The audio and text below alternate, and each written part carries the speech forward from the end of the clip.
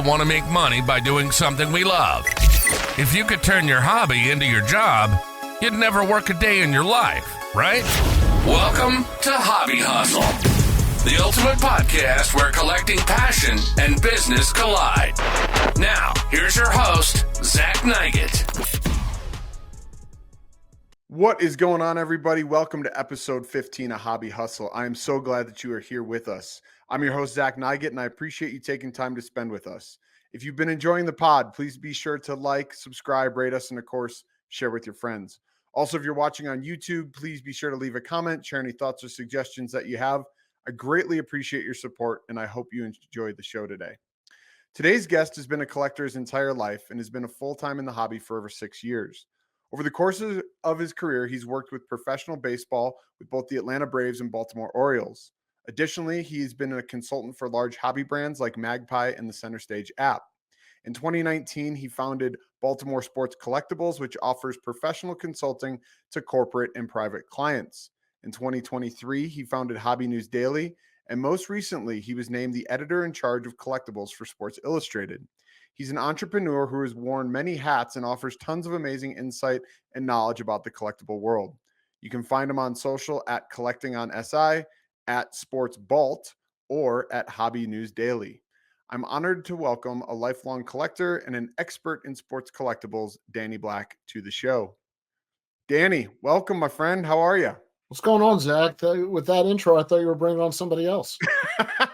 Well, it's good, man. You're just that accomplished that, you're like, oh, look, I'm doing all these things. You don't even realize it. So congrats on all the success and congrats on the new position at Sports Illustrated. That's a big deal. Can you sort of tell us a little bit more about that position?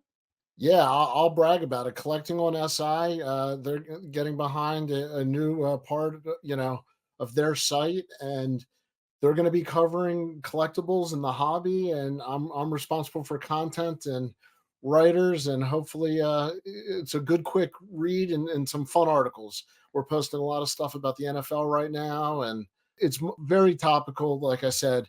And so it's the everyday stuff you can go to every day and get a good, quick read. That's awesome, man. Well, I'm excited to see how that progresses because I know that's sort of new. So I'm sure based on everything else you've done that it will be amazing. So we'll have to keep an eye on that for sure. So speaking about collectibles, though, let's go back to the start for you and tell us a little bit about sort of how you got into collecting and what are sort of those first early memories. Thanks for asking. I'm one of those guys. I think I was born to be in cards. From my first pack was an 84 Topps pack, and I was already a little bit older at the time. And I remember pulling a Strawberry and a Mattingly, and I was hooked from there. And I was an Oriole fan, so to like two New York players was crazy. Well, those guys were like the men at the time too. Exactly. Yeah. So I had some 84 and some 85s, and I got absolutely hooked. And then I started just being a baseball fan, but I would use cards as the pictures in all my scrapbooks. So I just fell in love every year getting the new cards, the new pictures, and eventually started actually realizing the cards themselves were an industry. Probably at 14, I did my first show as a dealer. Cool. My parents dropped me off, helped me set up, and then if you can imagine this, kids, they left me there. And at 14, I ran the table, and I did shows for a couple of years in my teens and had a blast. And gosh, I must have bought and sold 1,000 Ken Griffey Jr. Upper Deck rookies, and I think they're still printing those.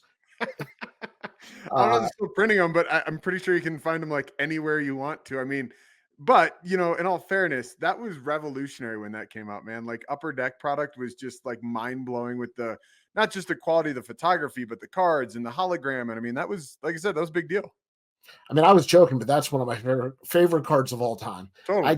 I tell people it is the significance of the mantle for a different generation. Forget the value. 100%. It's got that significance. Yep. And Griffey for a generation might be looked at as the best clean player with just remarkable talent. And then, like you said, everything Upper Deck was doing that was breakthrough technology in the card world in their first year. So yeah, I always stayed in cards. Even when I got an adult job, I stayed, private brokering a little bit and I've always collected PC myself.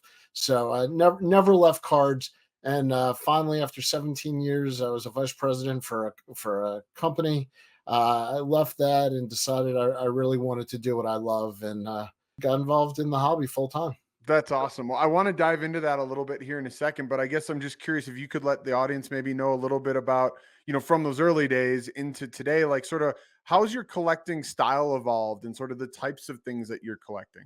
I, for a while, worked for the Orioles sports memorabilia and art gallery, and I got to know a lot of the artists and a lot of the players. So I really became a fan of people. I stopped looking at just the financial side or judging, a set on a team. I started becoming a fan of individual players. I'm a diehard Oriole fan, and I have a Greg Maddux rookie PC. All his rookies. Well, as a Because Cubs fan, I appreciate that. well, I did work for the Braves for a little bit, but he was the pitcher of a generation for me. I mean, forget the fact that he had a strike zone that was 10 feet wide, but we don't talk about that. And I collect what I love. I work on the 57 set. That's something I PC, and I was never a set collector when I was younger. Okay. And so getting into sets more and things that are personal to me, the 57 set happens to be, I'm a fan of because it's got the Brooks Robinson, Frank Robinson rookies. It's the first year of the common size card and the full photography and the career stats on the back. So it's one of my favorite sets, and that's what's changed. When I was younger, like I said, I was chasing whatever the most popular thing was, the Griffey or whatever, and now I've gone in, I think, into more different categories of stuff I love. That's awesome. Well, I love to hear that because it's always interesting to me sort of how, as collectors, we do evolve. Everyone evolves. Like there's not a single person I've talked to that's like, well, I started collecting this and I'm still collecting just that. I mean, I'm sure they're out there, but they're very few and far between. So I appreciate you sharing that with us. Speaking Well, of that, real quick, if you don't mind me yeah, adding, in the last couple of years, I will admit to getting on the soccer bandwagon. Uh, cool. it was a way to bond with my son, who's a collector, but he's not a baseball or football fan, specifically with cards. Yeah. And he collects soccer cards.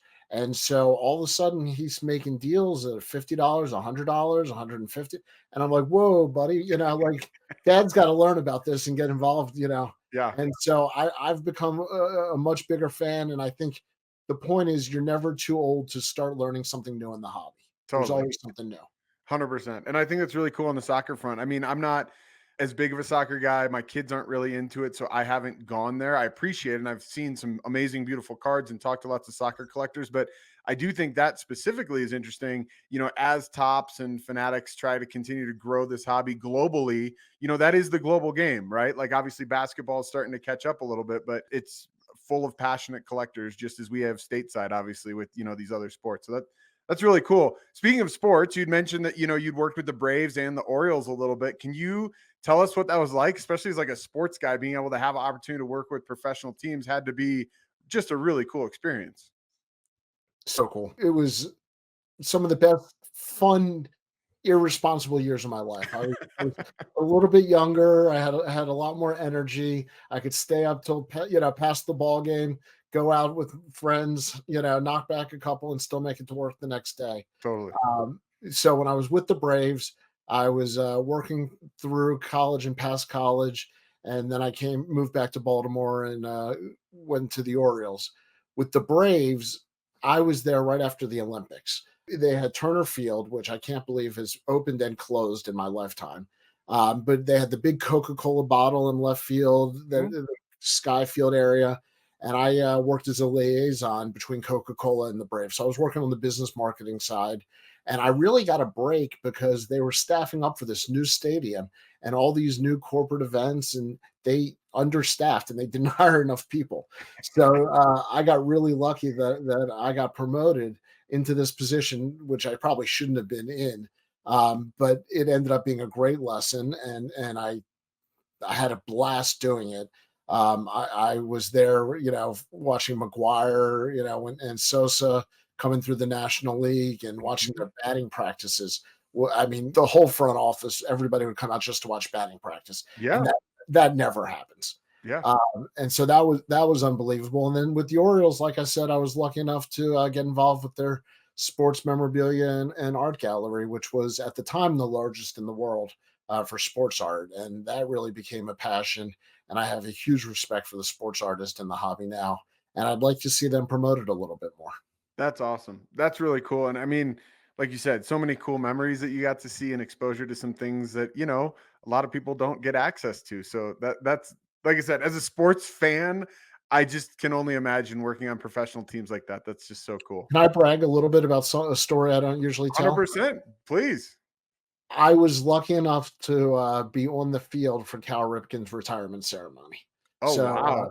when I was working there was when he was retiring, and for his ceremony, for his last game on the field with all the dignitaries as part of the staff of the Orioles, I got to work and my father luckily has one picture of it. It's the only evidence I have.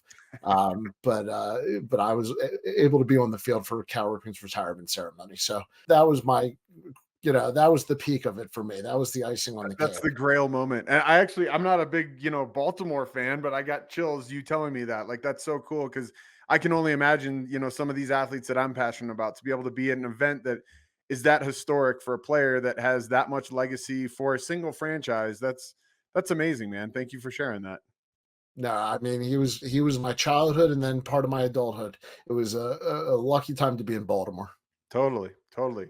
So let's fast forward a couple years. You founded multiple companies with the hobby, and you've obviously had some unique perspective and experience. So let's start with Baltimore Sports Collectibles. Can you tell us a little bit more about that business and sort of what you do? Yes. I like I said, I had been a broker for years, kind of in the background. Hmm. Right before the pandemic, I realized that there's a lot more interest and a lot more going on, and so I, through some of my contacts, started working more as a private broker, and then I was able to land a spot on a radio station in Baltimore, an all sports station, and had a radio show Okay. about the hobby and about collectibles. And what that ended up doing was getting more people calling me. And so the brokering part of the business really started to pick up a little bit, or a lot actually. But I got tired of being a one man show, and it's a grind. I mean, Mhm. anybody who's done eBay or bought and sold, and it really is a grind. And I have a ton of respect for the people who do it. For me, I cut back on that. I got much pickier about what I broker now, and I still do a little bit, but I've gotten much pickier. And so I decided I had to stay in the hobby somehow and still pay a mortgage and pay some bills. So I had some experience. I was able to get in touch with some companies, some people, and make some connections and help some companies out, and started consulting, and that's worked out well. And I think I've been an asset, hopefully, to these companies. But I also wanted to do something for myself, and so I knew Baltimore Sports Collectibles in that part of the consulting and the brokering had to take a little bit of a back seat. And so now I do consult, but I'm a lot pickier on what I broker. There you go. Fair enough. Well, can you share with us maybe like a grail piece or something that really stands out that you've been able to have a part of, if you're allowed to share? Well, without giving a ton of details, one of my clients had a ridiculous collection. It was just absurd. And then he goes, "You know what? There's one more room I want to show you. It's not sports." He had about 150 autographed guitars, uh, Whoa. every major, rock and roll, blues guitarist you could imagine. And each one of these pristine on display. And I got to say, as a little bit of a music fan, I could have given you an easy answer. I've seen, Jackie Robinson rookies or Sure. T206 Cobbs, and, I've seen, yes, all that's very cool. Yeah. But this guitar collection, autographed beautifully, that was one of those moments. Stopped and asked if I could take pictures. I have probably asked to take pictures less than 5 times in my career.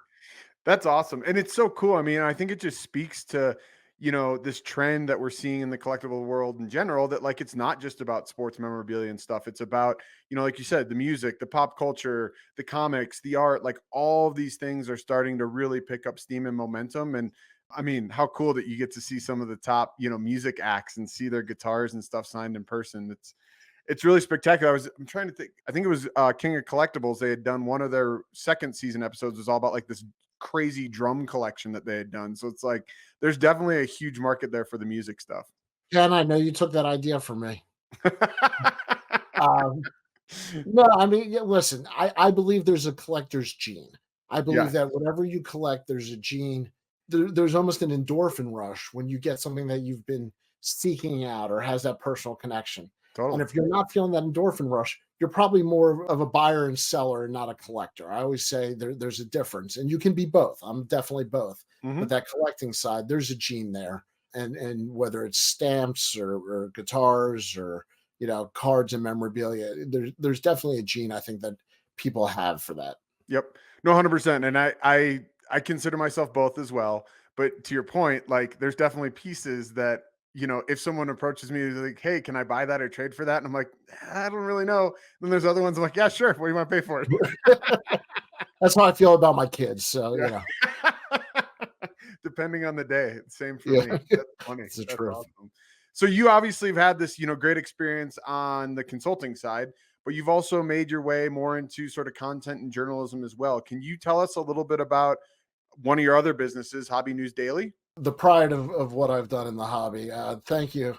Uh, I really felt there was an open lane in the hobby. There were some great people that do great coverage, but I felt there was an open lane for longer form articles, opinions, passion projects, everything that we collect and why we collect, and, and Mhm. and that love of collecting.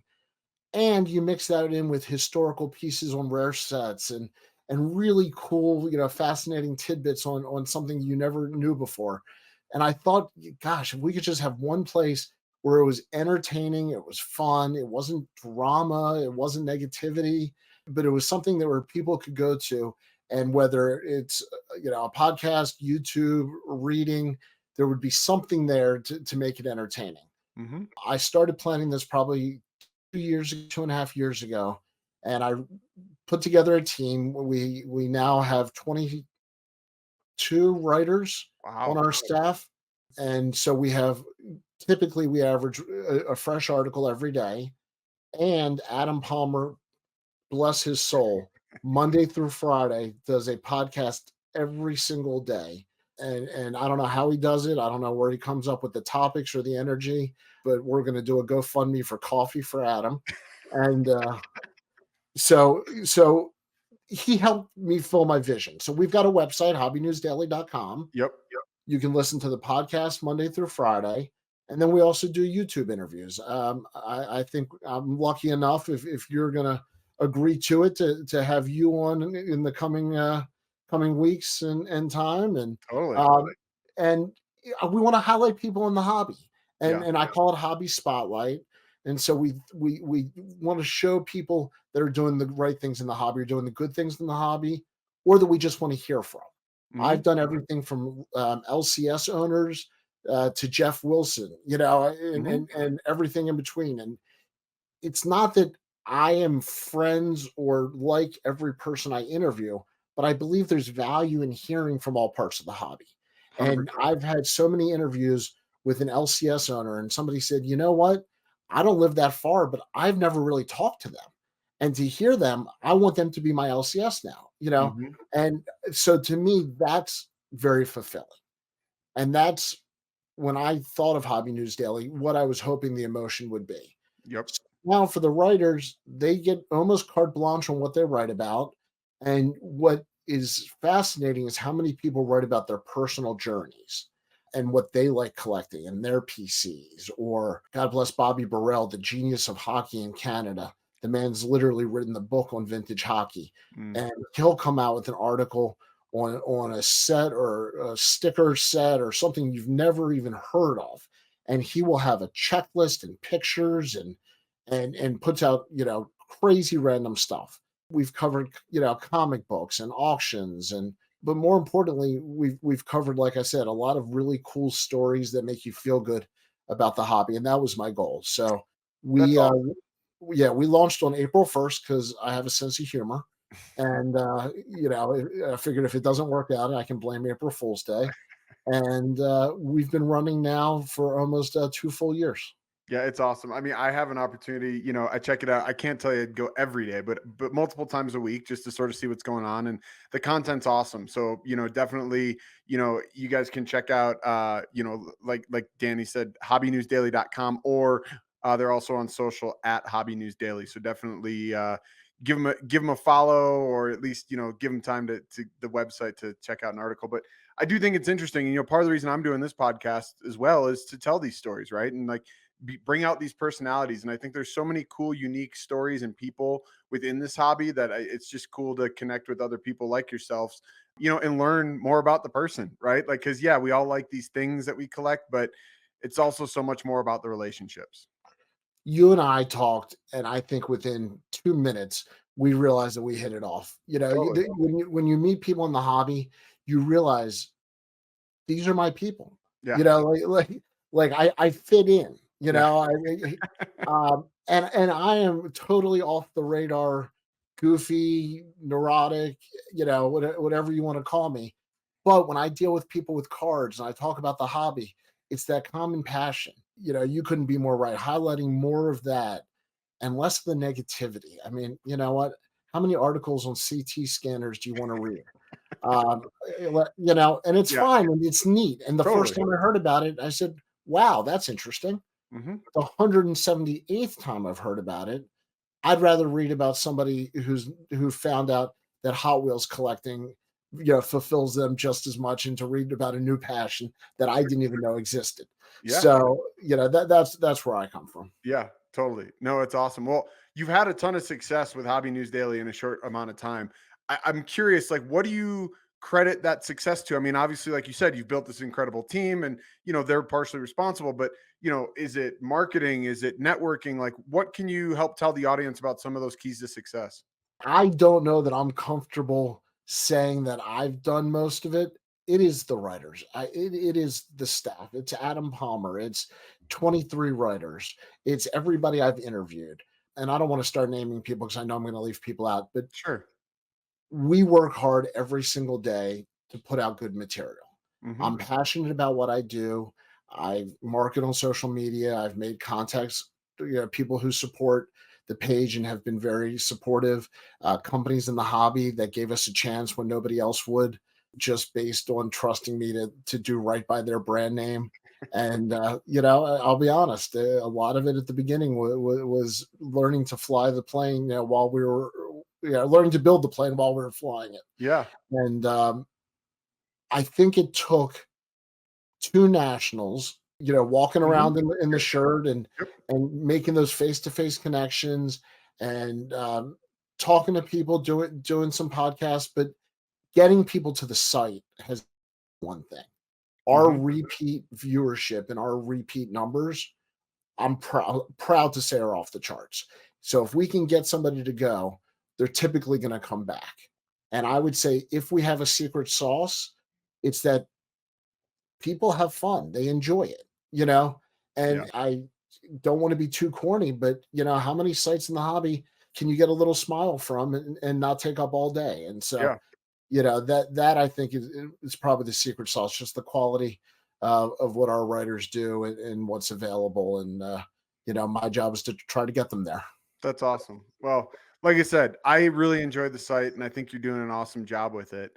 But with any of this stuff, it's not always smooth sailing, and I'm sure it hasn't gone perfectly. So, on the flip side, I'd love to hear about maybe some of the challenges that you faced with, Hobby News Daily specifically, and sort of how you've dealt with those. I would say anytime you have a chat room with 20 some different personalities, sometimes I feel like a high school principal. Sure. Um, so you're managing a lot of personalities. That just in any business, anybody who manages people will tell you when you have that many cooks in the kitchen, it does get challenging on that front. Hmm. Publicity wise, I would actually say that other companies coming into the space and following us and knowing that we had a good idea to cover stories in the hobby looked to be a challenge at first.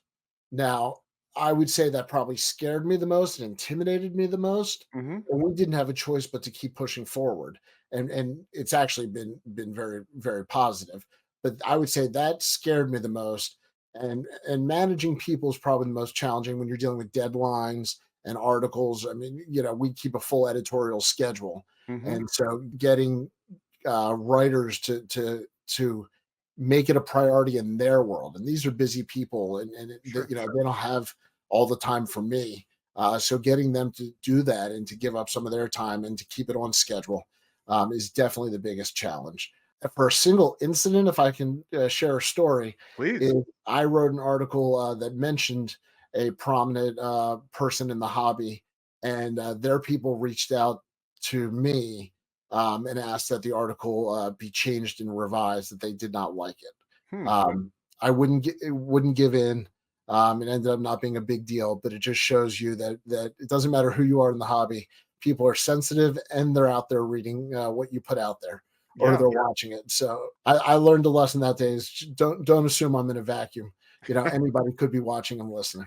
Totally. Well, it also is a testament though to the popularity, right? Like if people are noticing, you're doing something right, and good for you for not caving in, because that's part of what separates certain journalists from others, right? Is sort of your integrity and being able to report the truth as much as it can be reported, or as much as it to be true. And so to not take shortcuts and not revise stuff because of what somebody's asking or saying is a testament to sort of the quality of journalism that you're willing to provide to people. And that's really good, because I think that there needs to be accountability in this hobby, and a lot of times things maybe are in the gray area or slip through the cracks, and it just needs to be spoken about however that should be. And Zach, you brought up a great point, because one of the challenges I should have thought of was how many times I have a tip on a story that I can't run Mm, because I don't have it, yeah, double or triple sourced. yeah, I don't have the right quotes, and that is so frustrating. sure. And that's a big challenge. So we appreciate tips from people, but we can't run with everything, like you said. And that is a challenge, because it is competitive, and we do like to run stuff that we're sure about. Yeah. Well, like I said, I think it's great that you're willing to have that level of integrity, because back to the bad stuff, I think when you don't, that's when a lot of that negativity starts to brew, and if you're reporting facts, people might not like it, but it's facts and it is what it is. No, absolutely. And the hobby has enough stuff that we can agree on. I mean, the Sure. hobby doesn't have a size, a color, the hobby's for everybody. Hmm. And so there's no reason to exclude anybody. There's no reason to say we're only writing about modern basketball, or we're only writing about vintage baseball. Hmm. And so I think when you can accept everybody, and then you get a lot more of an honest, open, true person. And I think the writers have embraced that. Is we're not going for clickbait. Yeah, no, that's awesome. And I do think, I've spoken about it on with numerous guests on the show, but just that the hobby is unique, I think, in the sense that it encompasses so many types of people, where you have the ultra top 1%, financially, you have the lowest 1% financially, and you've got everything in between: color, shape, size, age, you name it. Like, but everybody's there because they love whatever it is that collectible it is, be it the memorabilia, be it cards, be it comics, be it coins, whatever. It's just a really cool melting pot. And you guys, like I said, again, are doing a really cool job of sort of bringing all that together. Well, thank you. And it's people like you who peek at the page that keep us going. So, There you go. the real thank you is to the people that pay attention and click on and read. That's awesome. Well, you sort of had talked about, pushing forward through some of those challenges. I'm curious, looking forward, what are some of your goals over the next 12 months, 2 years for Hobby News Daily? I would love to get it to a place where it is considered the good for writers in the hobby. I really think we have the exposure at this point for people who have a writing background but have not written in the hobby to be able to put their foot in the water and do it. And I really want to be a developmental section where we find stars, where we really find, voices that haven't had a chance maybe to get out there or have exposure, and we can get some really good content from people that you may have heard of or you may not have heard of. Hmm. And so that's a big thing for me. I would also like quite frankly, to partner with more companies to give more information. Right now, we have a GemRate partnership with Ryan, Mhm. and we get every day the graded data on our homepage. Sure. I want more of that. That's fun. Right now we don't do release calendars and auction calendars. I'd like to build out some of the basic stuff that people can make it more of a one stop and not have to click to other sites to get some of that basic information. So I think the website's always a work in progress, but I'd love to build it up and really get to be known as a place where people can use it as a launching pad and come to get great content. Yeah, that's awesome. Well, and I'm sure all that comes in time. Obviously, you've had your hands full with numerous things, and you're doing a great job. But like you said, the release calendar could be really cool. Show locators or finders, with the calendar for that could be really cool. And I think, again, just continuing to build this community and letting people know, like you said, that this is sort of their shop, or not their shop, but their stop. For sort of all things collectibles and hobby related, it's really great. So I'm excited to keep an eye on that and see what ends up popping up as far as new tools, widgets, whatever you want to call them on the site. Well, thank you, and I'd be remiss if I didn't say we're always looking for new talent. So if anybody wants to apply, just hit me on social, There you and go. we'll take it from there. Cool. I love it. So speaking about sort of other things and endeavors, we obviously touched upon this a little bit, but you are now going to be part of the collectible division at Sports Illustrated, which is a premier brand within the sports world for many, many years. Can you talk to us sort of more about like what your position is and what your focus will be?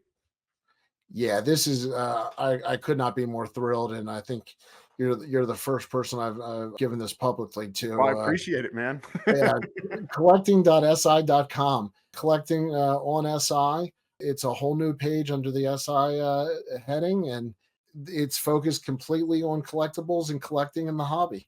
I am the editor over there and in charge of all content and talent and writing also. And we have some synchronicity with Hobby News Daily and some links back and forth. But really, it's a far and away it's a standalone property, and under the On SI partnership, we have a staff of writers, over 10 writers already. Wow. And some of the best in the hobby, people that have published books, written for other papers, and we're trying to stay much more topical. So this is a place where you're going to find a reaction to Alvin Kamara's cards after he scores 3 or 4 touchdowns, Okay. and you're going to be able to get some instant feedback on stuff. And this is, Sports Illustrated, in that name, we have to represent.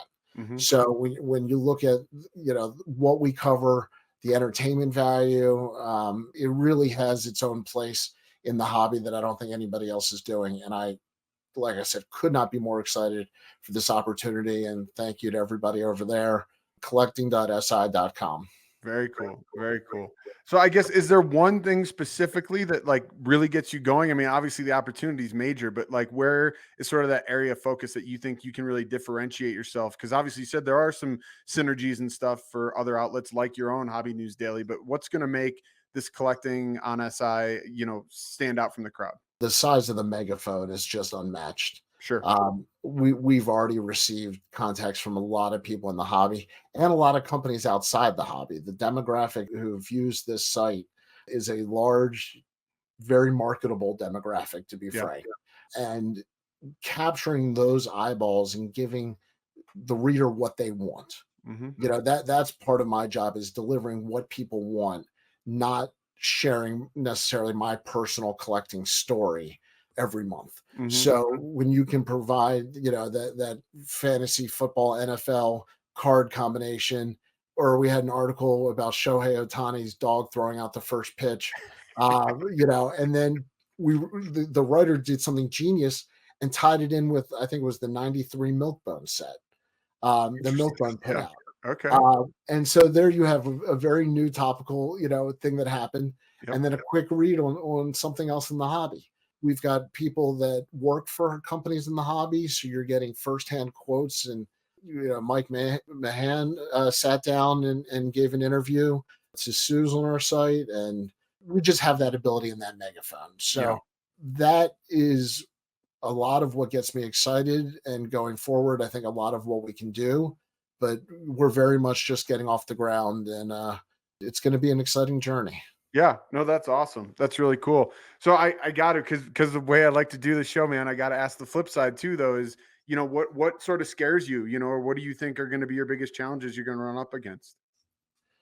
Zach, do you like to be in charge of yourself? Most days. Yeah, other than being happily married for 20 years, I am in charge of myself most of the time. Yeah, Having bosses is something that when I run Hobby News Daily, I don't have a boss. totally. Um, I am lucky that the people I'm working with are fantastic, and Hmm. they've made the transition. Could not be smoother. But I want to live up to their faith in me. Sure. When you're working, for somebody else, you want to push a little bit more. You want to do a little bit more. So it's weird to have that feeling for somebody else and hoping that they're happy every day. Hmm. I love what I do every day. I'm blessed. And so I want this site to succeed so bad that the challenges for me is probably patience Hmm. and knowing that I have a great team behind me and writing, and our early numbers are actually pretty good. So I got to remember this is a whole different path than Hobby News Daily. Like I said, the Yeah. megaphone is totally different. The platform's totally different.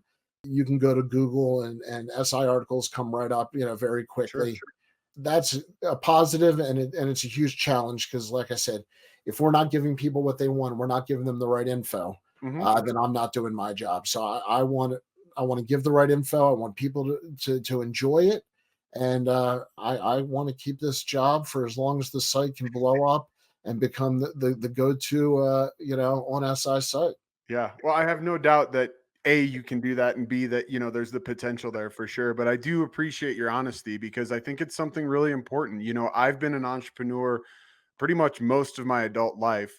I had a really fortunate opportunity to go work with Jeff Wilson and the team over at Sports Card Investor, and I'm really proud of the work that myself and my team had done over those couple of years. But going from being that entrepreneur and being your own boss to working for somebody else, and there's different expectations and there's different personalities and things like that, that's not always an easy transition. So I think the fact that it's interesting to me that you bring that up, right, and that's a real struggle, right, and a real challenge. And it's like, hey, it's not necessarily the assignment ahead of me, it's how can we make this all work and make sure that that's a good fit for the long term. And I think that that's something that's really important for people to think about, because as an entrepreneur, you give up, you have freedoms and things like that. And when you go work for somebody else, you're giving up some of those freedoms. And it's definitely a yin and yang. And, you got to find your balance, whatever makes you happy. But that's just interesting insight. And I appreciate you, like I said, being open and honest about that.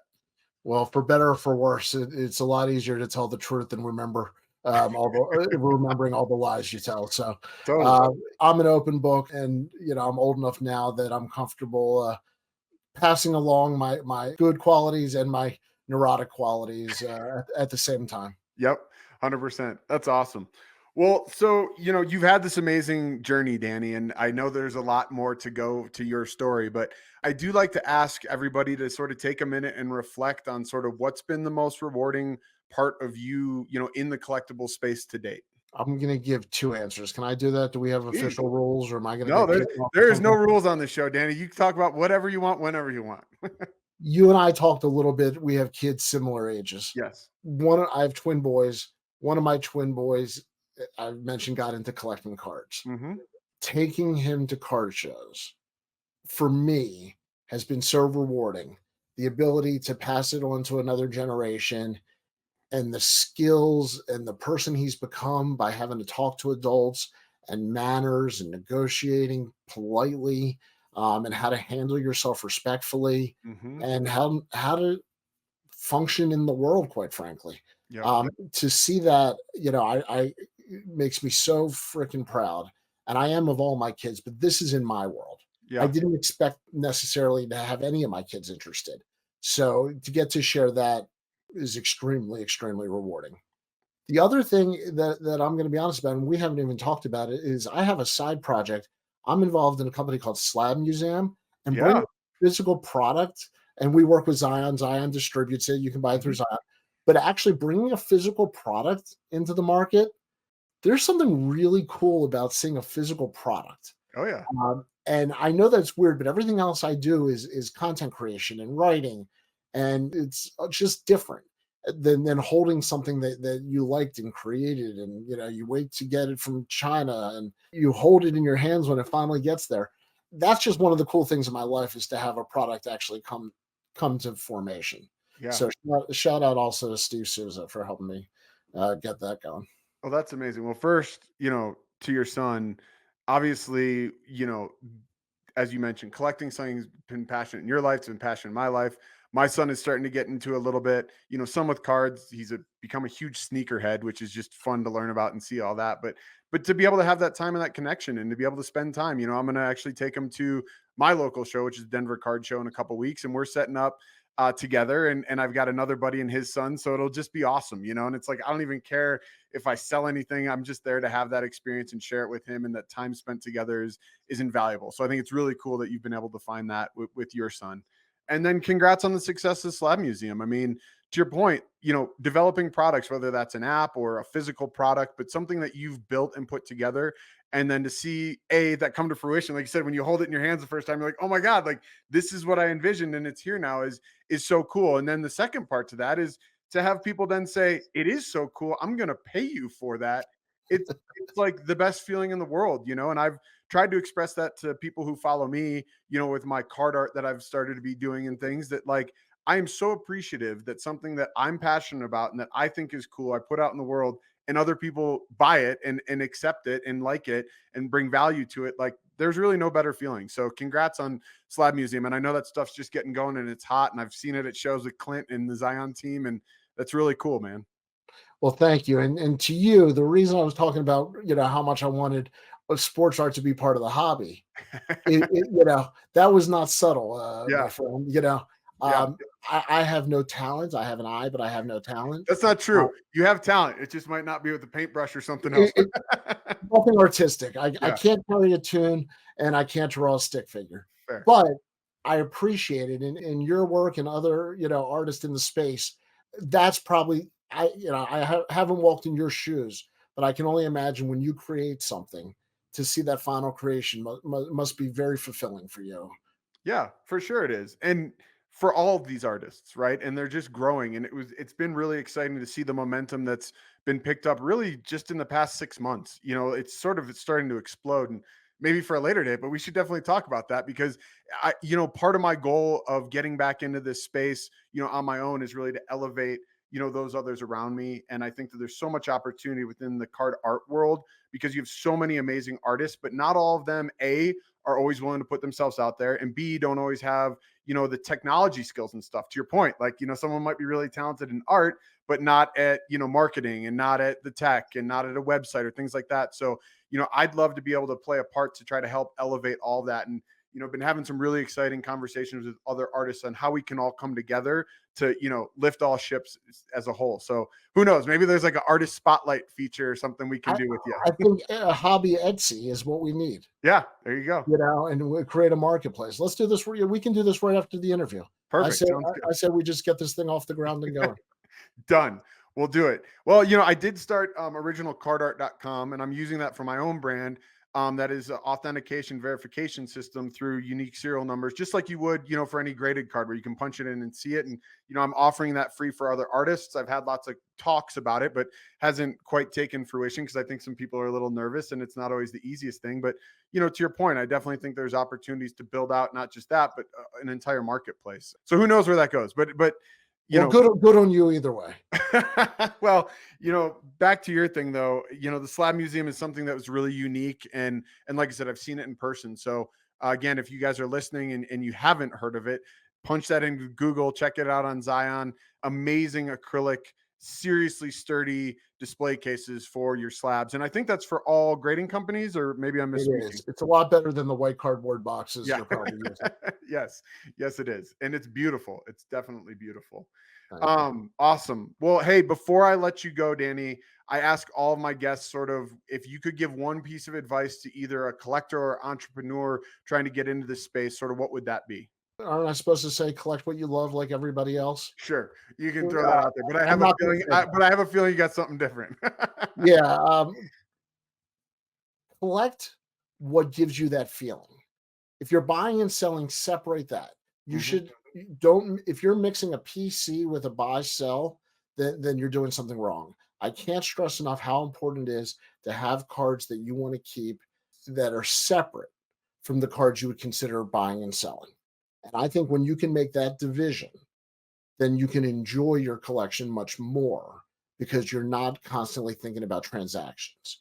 And it allows you to transact with a clearer head because you know those are not tied in with your personal emotions.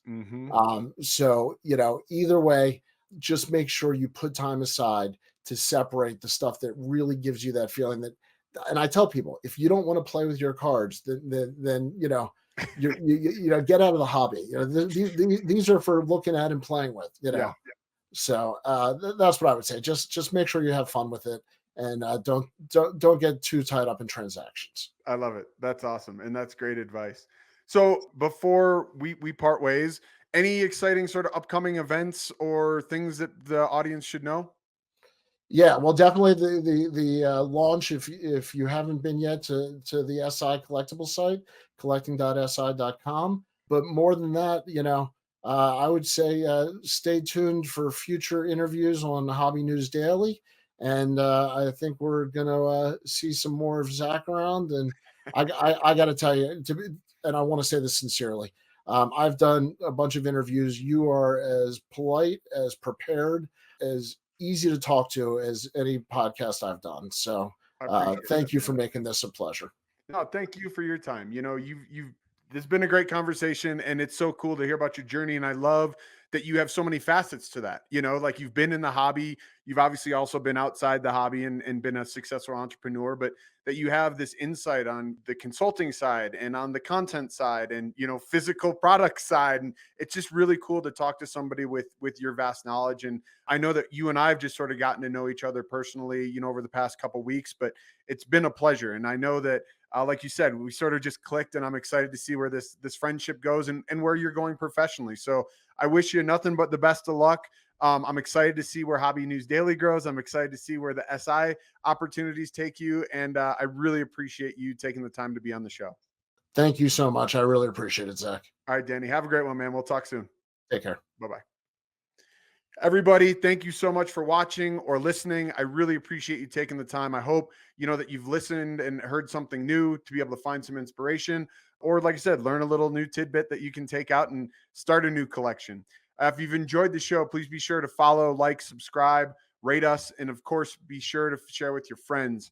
This is a passion project of mine, and the only way it continues to grow is by people like you being willing to tell your friends about that and expose them to some new stuff. So remember, keep collecting, keep hustling, and we'll see you next week on Hobby Hustle, where collecting, passion, and business collide. Thanks so much.